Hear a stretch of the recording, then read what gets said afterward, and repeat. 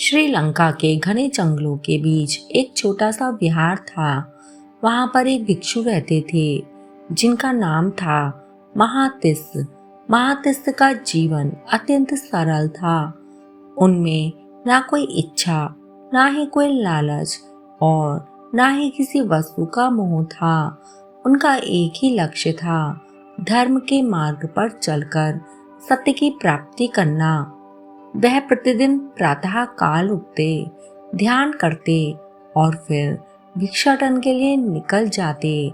जो कुछ मिल जाता उसी में संतोष कर लेते। धीरे धीरे समय बीतता गया। एक वर्ष ऐसा आया जब पूरे क्षेत्र में भयंकर अकाल पड़ गया।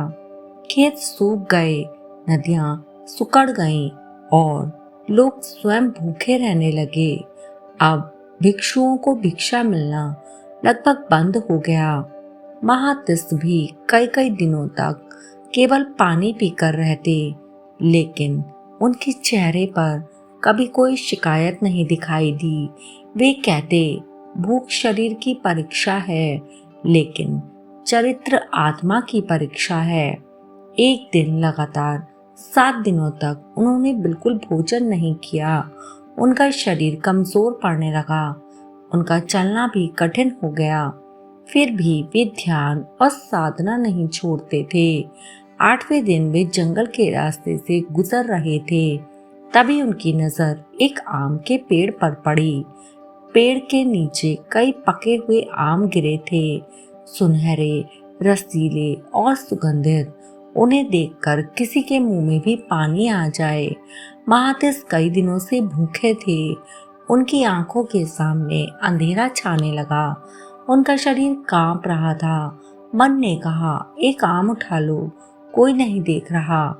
यदि नहीं खाओगे तो शायद जीवित भी नहीं रह पाओगे।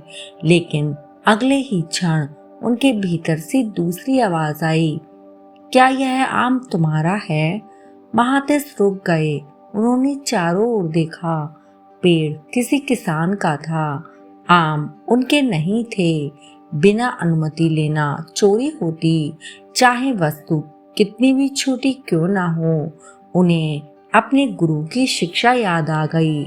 शील की रक्षा करने वाला व्यक्ति संसार की सबसे बड़ी संपत्ति की रक्षा करता है।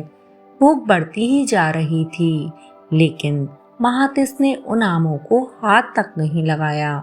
वे पेड़ के नीचे बैठ गए, ध्यान में लीन हो गए। कुछ समय बाद उनकी कमजोरी और बढ़ गई।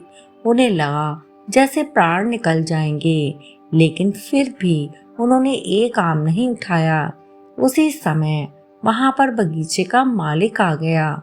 उसने देखा एक दुर्बल भिक्षु पेड़ के नीचे बैठा है और चारों ओर आम बिखरे पड़े हैं। फिर भी उसने एक भी आम नहीं खाया। किसान आश्चर्यचकित रह गया। उसने पूछा, भंते, आप कई दिनों से भूखे हैं? महातिस्स ने शांत स्वर में उत्तर दिया, हाँ। किसान ने फिर पूछा, तो फिर आपने आम क्यों नहीं खाए? महातिस्स मुस्कुराए। उन्होंने कहा, क्योंकि ये मेरे नहीं हैं। भूख मुझे कष्ट दे सकती है, लेकिन अधर्म मुझे भीतर से तोड़ देगा। किसान की आंखें भर आईं। उन्होंने तुरंत आम उठाकर महातिस्स को अर्पित किए। अब वे आम दान बन चुके थे। महातिस्स ने विनम्रता से उन्हें स्वीकार किया। कई दिनों बाद उन्होंने भोजन किया, लेकिन उस दिन केवल उनका पेट नहीं भरा, उस किसान का हृदय भी धर्म से भर गया। यह घटना पूरे क्षेत्र में फैल गई। लोग कहने लगे, ऐसा व्यक्ति जिसने मृत्यु के भय में भी अपना शील नहीं छोड़ा, वह सच्चा साधक है। धीरे धीरे महातिस्स की ख्याति दूर दूर तक फैल गई, लेकिन उन्हें प्रसिद्धि में कोई रुचि नहीं थी। वे पहले की तरह ही साधना करते रहे। वर्षों तक उन्होंने विपश्यना का अभ्यास किया, हर विचार को देखा, हर इच्छा को समझा, हर मोह को छोड़ा। एक दिन ध्यान में बैठे बैठे उन्हें गहरा सत्य दिखाई दिया। उन्होंने अनुभव किया कि संसार की हर वस्तु अनित्य है, जो उत्पन्न होता है वह नष्ट भी होता है। यह सत्य उन्हें पूर्ण मुक्ति की ओर ले गया। कहा जाता है कि बाद में महातिस्स ने अरहंत पद प्राप्त किया, लेकिन उनकी सबसे बड़ी उपलब्धि ज्ञान नहीं थी। उनकी सबसे बड़ी उपलब्धि थी भूख से बड़ी ईमानदारी, मृत्यु से बड़ा चरित्र और परिस्थितियों से बड़ा शील। दोस्तों, आज हम छोटी सी सुविधा के लिए अपने सिद्धांत छोड़ देते हैं, थोड़े से लाभ के लिए सत्य से समझौता कर लेते हैं, लेकिन महातिस्स हमें सिखाते हैं कि कठिन समय में भी जो व्यक्ति अपने चरित्र की रक्षा करता है वही वास्तव में महान बनता है। याद रखिए, धन खो जाए तो कुछ नहीं खोता, स्वास्थ्य खो जाए तो बहुत कुछ खोता है, लेकिन चरित्र खो जाए तो सब कुछ खो जाता है। महातिस्स की यह कथा हमें बताती है कि सच्ची साधना केवल ध्यान में नहीं बल्कि सही निर्णय लेने में है, विशेषकर तब जब हमें कोई नहीं देख रहा हो।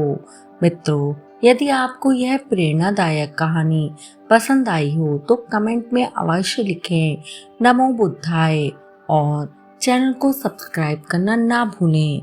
धन्यवाद।